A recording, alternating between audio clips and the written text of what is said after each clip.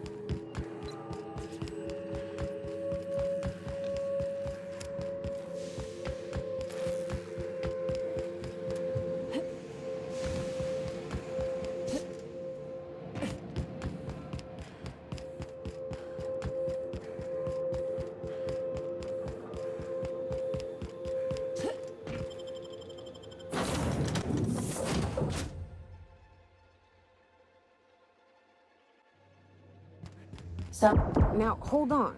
What happens if we hit the wall?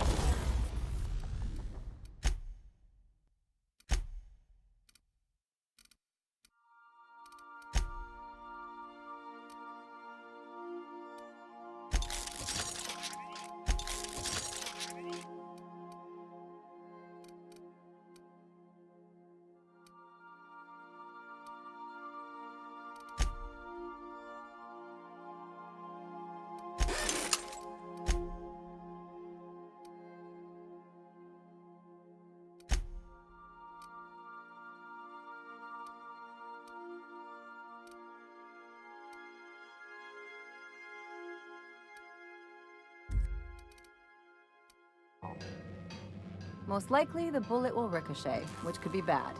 Or hilarious. There's a tiny chance of a hull puncture, which would suck us into space one chunk at a time. Bad and hilarious. Ugh. Just imagining that makes me sick. That's why we don't miss. Can we talk? Hey, got a favor to ask you. Next time we're in the Monarch Wilderness, I'd like to stop in on an old friend of mine. You don't seem the type to run off and get yourself killed, and I could use the help. Hey, it ain't easy for me to spill my guts like a cut-up rat, all right? I'll be upfront with you. I hate asking for help. I hate it.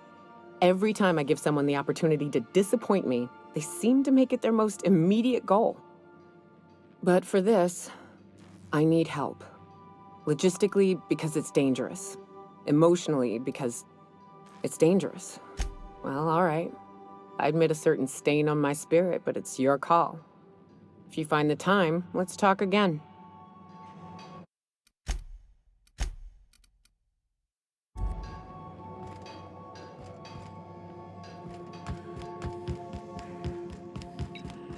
Captain, as it appears we may soon be embarking for a maximum security prison planet, I believe the crew would like to speak with you to, as you humans put it, air some concerns.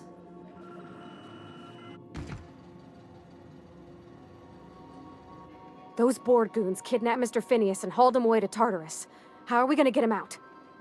I'm not one for pointless heroism, but the board's gonna be after us next. We gonna finish what we started? To extract the scientist, you will need to infiltrate the labyrinth. But that course of action is likely to be quite dangerous, Captain. It's a torment, Captain. Think on the deepest, darkest pit you can imagine and wrap it up in a storm so nasty it'll peel the skin right off your bones. That's Tartarus. But since no one ever makes it out, this is all just speculation. The armed surveillance protocols on a maximum security prison planet are highly sophisticated. As such, escapes are historically quite impossible and deadly. I am programmed to warn you whenever you exhibit inclinations toward risky behavior. Breaking into Tartarus will not be easy. Getting in is the simple part. It's getting out again that's the trouble. Trust me, I know. Let's just do it. Kick down some doors, grab Doc Wells, and cut a path out. We don't need a plan. We got guns. If you really mean to do this, you should see to your final affairs and close out any unfinished business. Once you sneak into Tartarus, you may be there a while. Or permanently. It's the craziest plan I've ever heard. And I mean that as a compliment. You didn't hire me to think. And I ain't about to start now. You're my boss. And I'll walk into fire with you. I think it's insane. But maybe the colony needs a healthy dose of insanity right about now. I know it's dangerous. And I won't lie and say I'm not scared out of my wits. But I couldn't live with myself if we didn't do something. You're asking for more than bravery from us, Captain. But there are worse ways to go than dying for a good cause. I'm in. The entire plan is a terrible idea, but I admire your bravado, Captain, which leads me to illogically believe, against the odds, that you will be successful.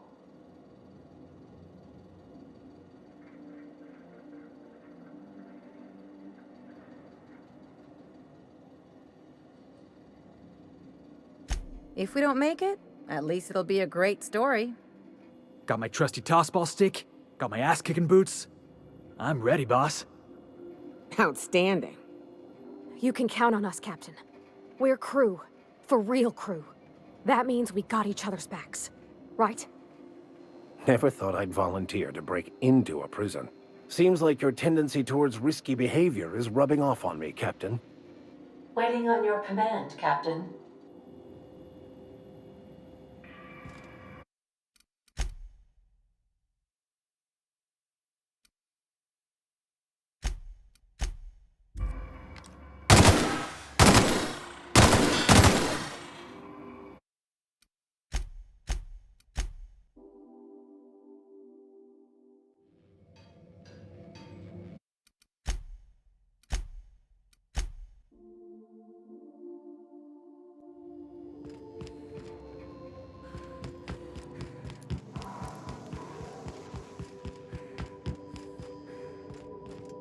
Make yourself at home, Captain.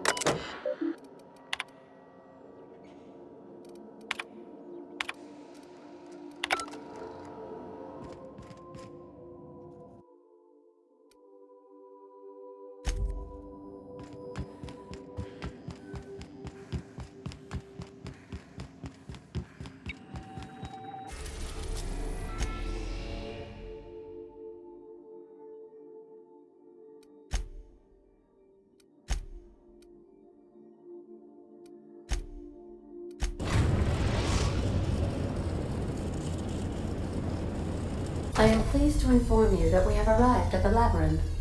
Please be advised that the punishment for trespassing is execution. Please be advised that electrical storms on the surface of Tartarus make departure impossible at this time. Resident count is as follows: 3,071. Resident deaths, including but not limited to executions, are as follows: 1,684. Resident escapes are as follows: 0. The interior can be chilly. Take a scarf with you, Captain. I would also ask that you leave your captain's ID with me, in the event that you do not return. I can make the assurance that I will not leave with another captain unless you do not return within 876,541,652 hours. Oh, speak of the devil. Captain, I am receiving a transmission from the prison's docking authority now. Attention, unauthorized spacecraft. This is a maximum security installation. Your presence here is an explicit violation of UDL corporate policy. You are hereby confined to your docking platform until a ticket detailing your crimes has been filed and notarized, at which point your vessel will be seized and you will be executed. UDL does appreciate the courtesy you've done us by delivering yourself here. As a show of our deepest gratitude, we will make your execution quite swift. Protocol is important, ma'am. The sentencing of one crime does not preclude the sentencing of another, technically speaking. Tartarus Docking Authority signing up. Hang on. Looks like you're gonna have company at the execution. Another ship just pulled into your dock. Wait, is that from the Groundbreaker? What the... Pay no mind to that, just have a pleasant day. Transmission terminated. How can I be of assistance? I request you do not wake me if I am sleeping upon your return.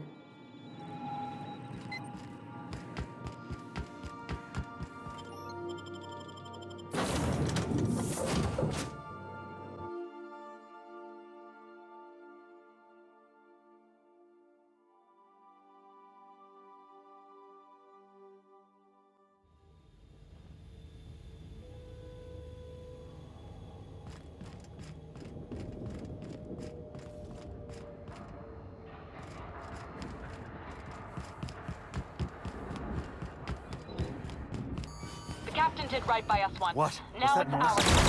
The board will never own Groundbreaker. Not while I'm... Push on, my guy!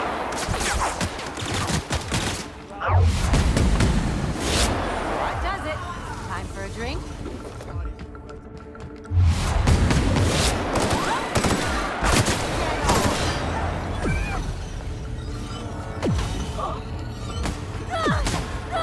Been practicing this. Anyone else?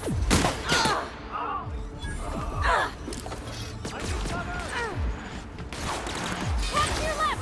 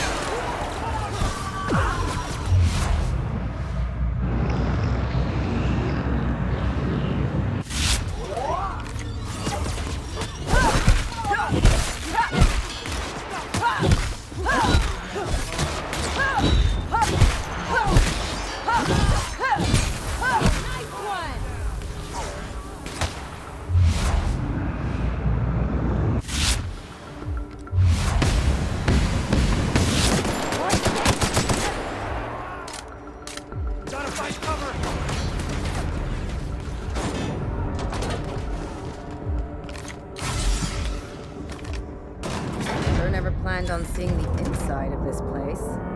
This might be the loneliest place in the whole system.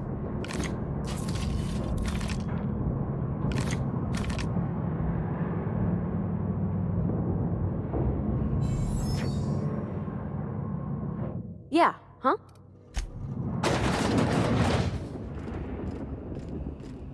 Nice of them to leave us a few options.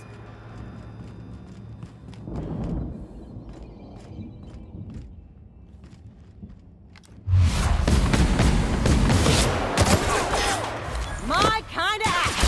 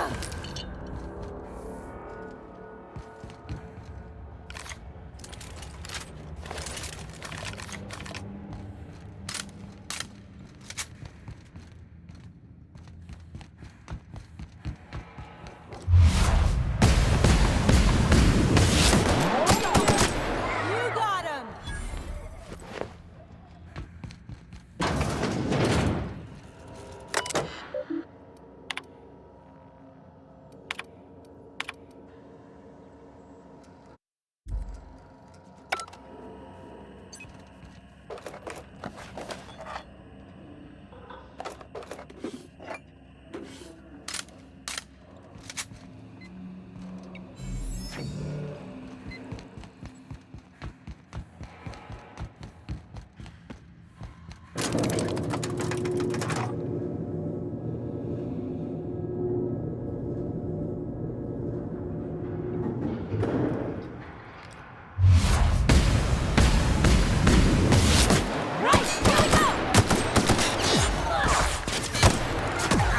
in there!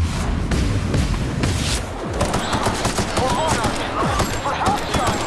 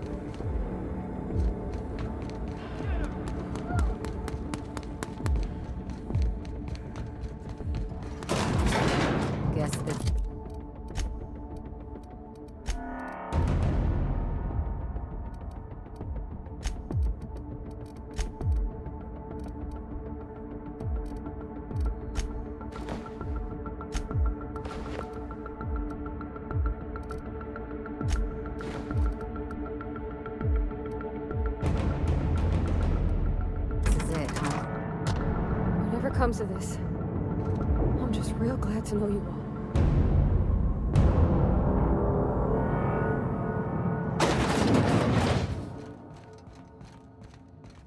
After all you've done, all the work you've destroyed, all the money you've cost me, your misguided crusade has doomed Halcyon.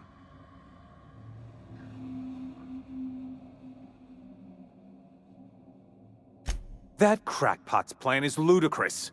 We have steps, action items, budgets, and reports. All he's got is a guilty conscience and lofty dreams. In any other circumstance, I'd admire your boldness.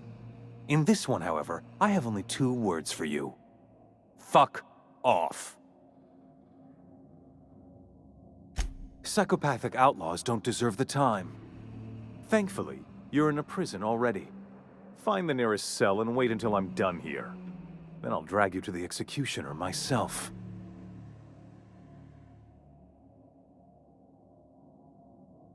Is that what you think you're doing? This path of wanton societal disruption? You call that being a savior? I call it sabotage. You know what saboteurs get, Captain? Summary executions. In the next room is the finest automechanical purveyor of death ever made. Try not to scratch the paint with your skull, it was fucking expensive. Absolutely not. Akande was always the sociable one, not me. Need I repeat the magic 2 words?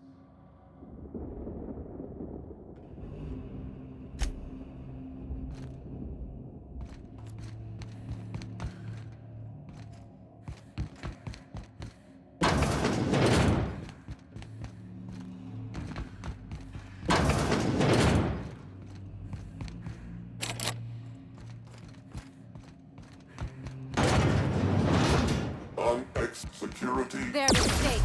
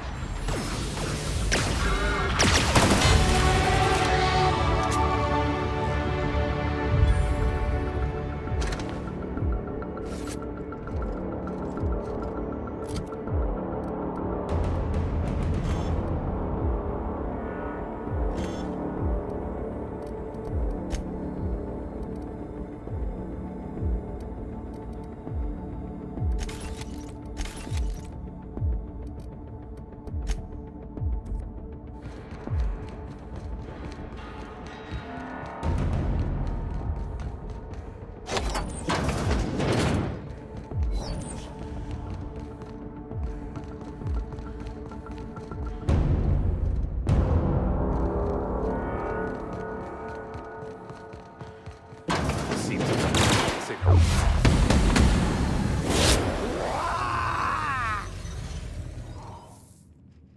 Get me out of here!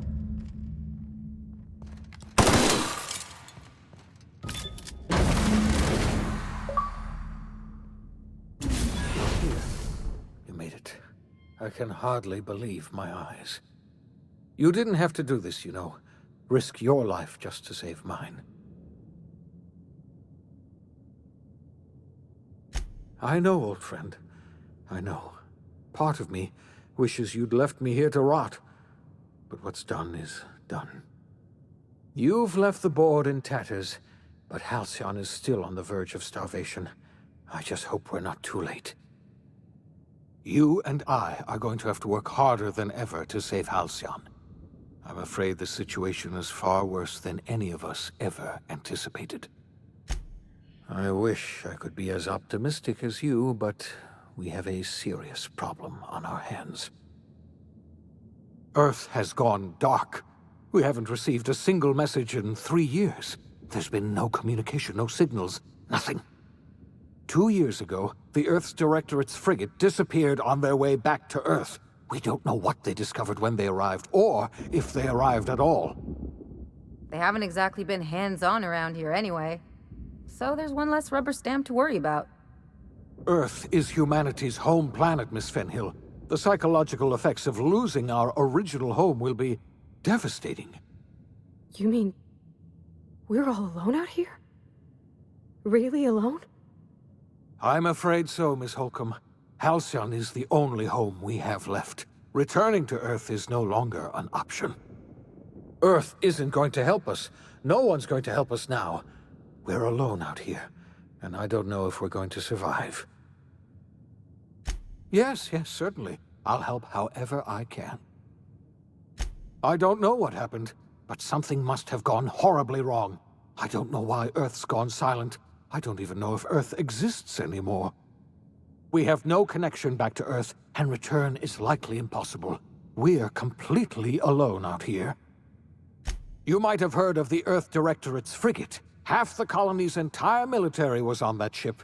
They were returning to Earth when they vanished without a trace. That was 2 years ago. We haven't heard a word from them since. Whatever happened to Earth likely happened to them. I wasn't trying to hide the truth from you, but after all you've done, I owe you an explanation. Yes, I experimented on the Hope's colonists. Each of my experiments ended in catastrophic failure. Each of my subjects died in agony. You are my first and only success. I didn't tell you about the others because I didn't want to burden you. My failures are my own to bear, not yours. You have every right to think of me that way. I know I can never win back your trust, but I'm trying to set things right. My apologies. I need to get a hold of myself. We've far more pressing issues to worry about right now. If you have any more questions, ask me. I'll answer as best I can. I had hoped your fellow colonists might hold the key to saving Halcyon, but I don't have nearly enough chemicals to revive them all. I'll do what I can. I just hope it's not too late. It's time I return to my lab. I'll try to save as many of the Hope's colonists as I can. You're under no obligation to help me. You've done enough already. I only hope you know what you're getting into. There isn't much of a colony left to run. We were going to save this colony, you know. That's what I told myself when I pulled you from the Hope. You and I were going to set everything right. Now, I don't know what to think. Earth is gone, and we're going to need a miracle to survive another generation. I always suspected Halcyon might collapse one day. I just thought we would have more time.